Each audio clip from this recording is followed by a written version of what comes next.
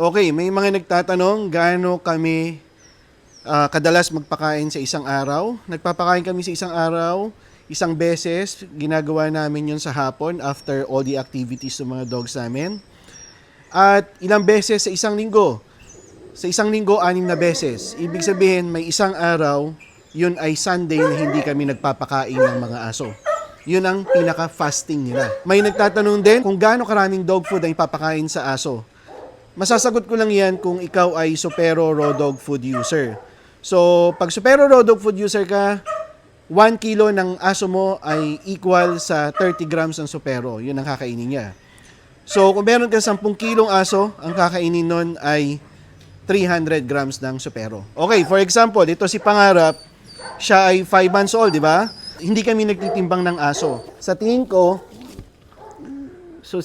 to, mga 11 kilos lang to eh. So, 11 or sabihin na natin 10 kilos lang siya.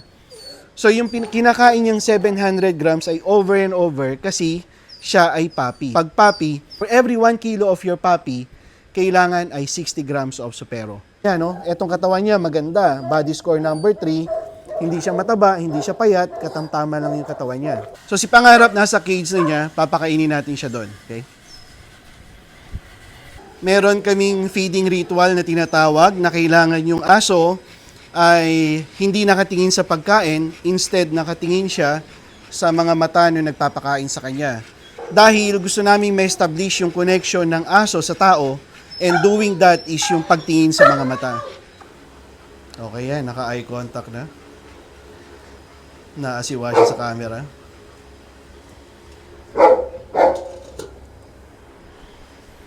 Hanggat wala ang go signal ko, hindi siya pwedeng kumain.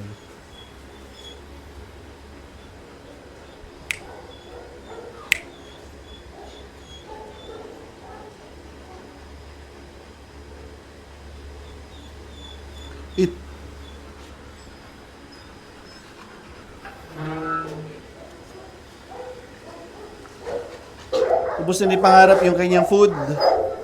Malakas kumain to, 700 grams a day. So, growing girl, growing. Hey!